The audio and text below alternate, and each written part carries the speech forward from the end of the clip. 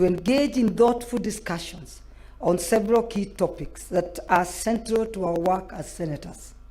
This will include a review of the senators' performance and output during the first 3 sessions, which will entail taking stock of our achievements and challenges over the past 3 sessions. I look forward to an in-depth assessment of our role in processing business in both plenary and committee settings.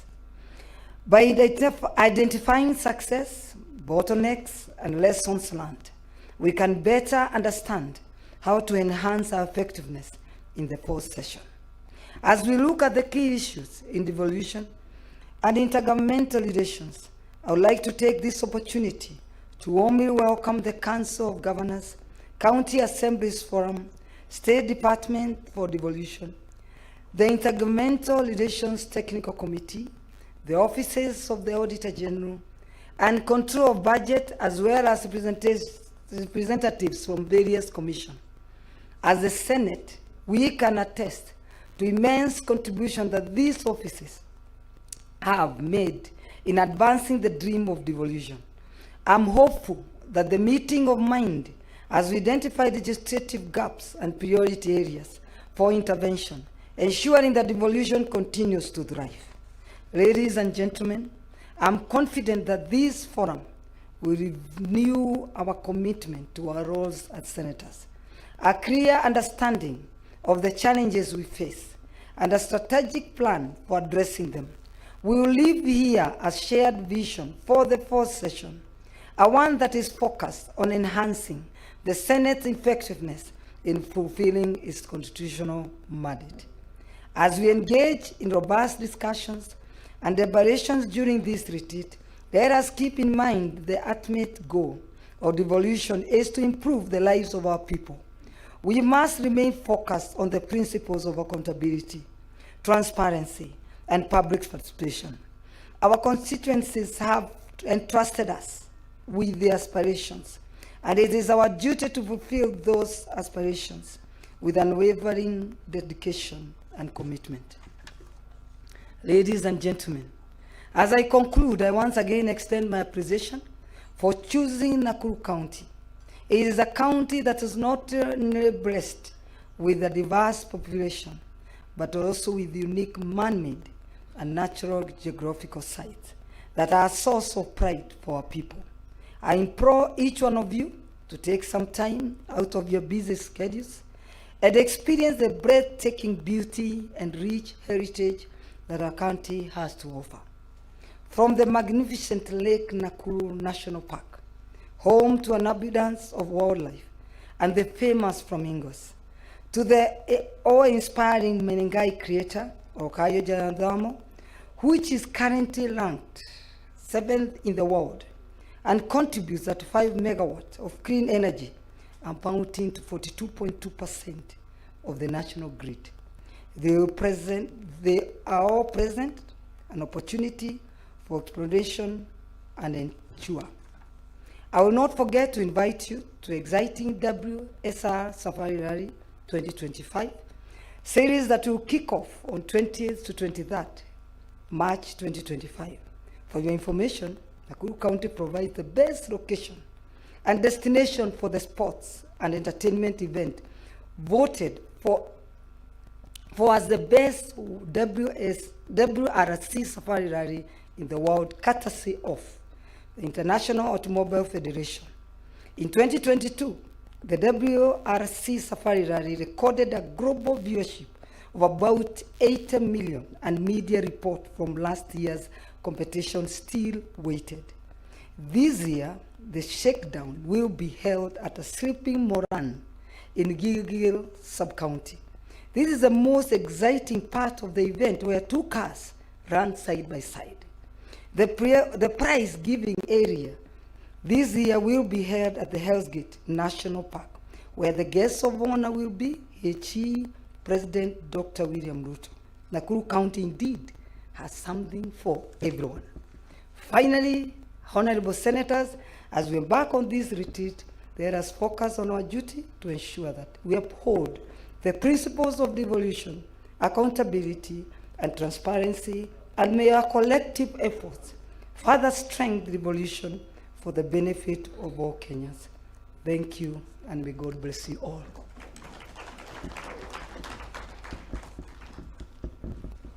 Thank you, Senator Keroche. I now would like to invite the Deputy Minority Leader, Senator Enoch Wambua.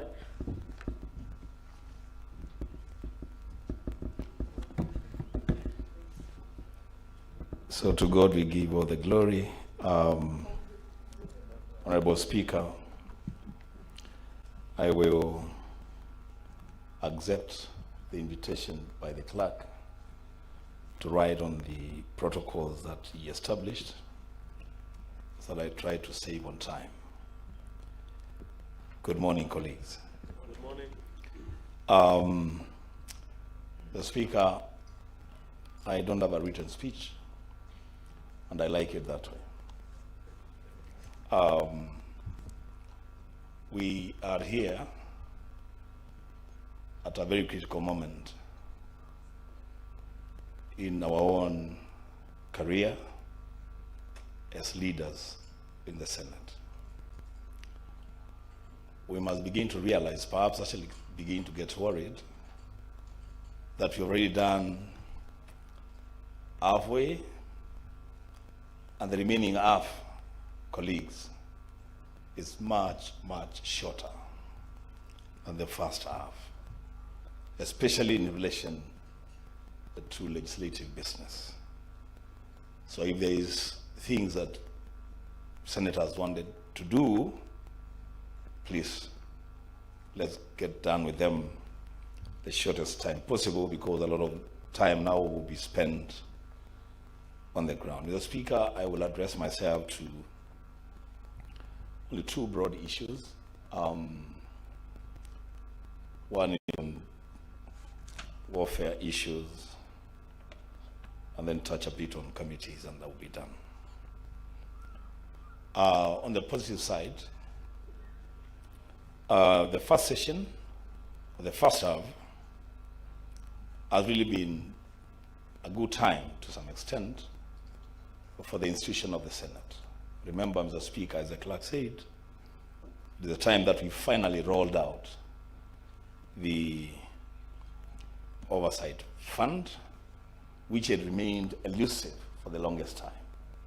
It is the Senate, under your leadership, Mr. Speaker, that has rolled out that fund.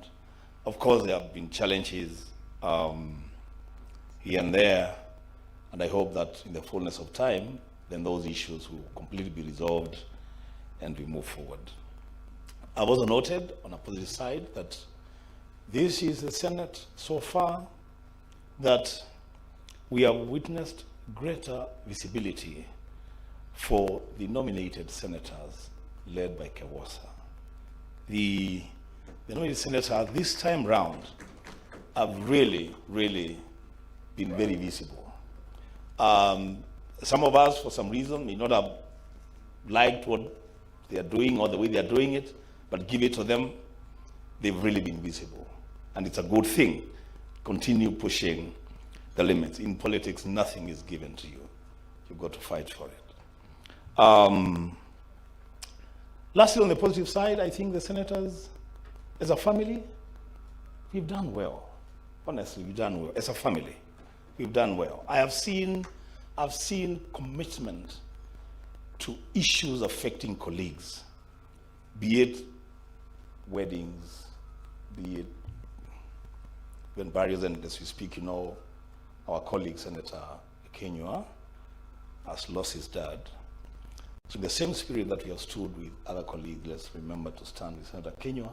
And I must tell you, this Senate so far, in terms of standing with their colleagues, you guys have done very well. Congratulations. The Speaker, on the dark side, because there is always a dark side to everything, I think in terms of travel so far, we have sunk to the lowest. And if we don't confront these issues as senators in this sitting, then we would just be playing games with ourselves. This is the first time that I have seen senators being bundled into vehicles to travel to as far as Dodoma for official engagement, left there, and then cars will come much later to pick them. Those are issues that we may want to discuss when that time comes. It's about you. It's about your warfare.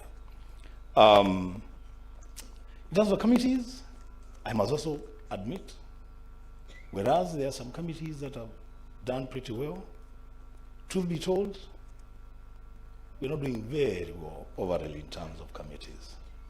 There are committees whose businesses are literally stuck.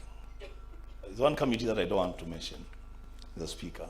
We have more than 200 pending statements.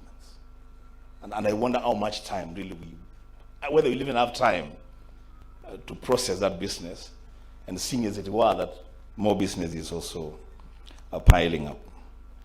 On the relationship between senators and the Secretariat, good people, again, this is a Senate that I have seen physical confrontation between Secretariat and members. We will need to deal with that, because from where I sit, the gap was always that the distance was always there. People always kept their distance. But this time round, I've seen ugly confrontations. While we're here, let's deal with that. And lastly, Mr. Speaker, I have heard from my colleagues, these ones who are seated here. But I see them looking at me and wondering, are you going to be completing without saying that thing? No, I'm saying it. The Speaker, while we are here, and I know you have guests, these people, these leaders, these senators, would want to have a very candid conversation with the office of the Speaker in terms of where the Speaker stands, where members of the Speaker's panel stand, especially on issues that are divisive. Because there are issues that are divisive, there are issues where we can't build consensus, and that's a point at which then we must look up to the Speaker to give direction to the House. The Speaker, there is an ease among members that perhaps the office of the Speaker is taking directions that leave a section of the House feeling like they have no father. So those are issues that we'll discuss here. Lastly, members, we will have done ourselves great disservice. We'll have done this country great disservice if we meet here. When the National Assembly met, I think for them, they ran away with the Shah conversation, national conversation on this Shah. I hear the Shah is here. While we are here, and I want to thank Senator Asige, because she tried to push for a special sitting of the Senate to discuss the whole issue of abductions. That did not happen, but we are here. We cannot run away from it. Let's deal with these issues. We are leaders. Let's give direction in this country. And to God again, we continue to give glory. I thank you, Mr. Speaker. A better applause, especially for the good bits that we have done as the Senate.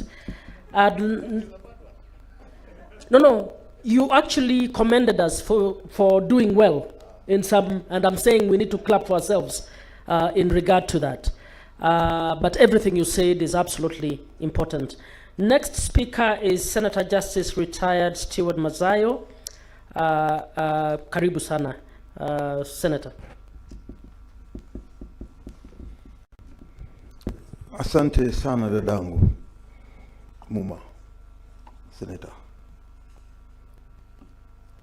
Mr. Speaker, Honorable Speaker, Amazon Jeffer Kingi, my dear colleagues, all protocols observed. Good morning and Happy New Year.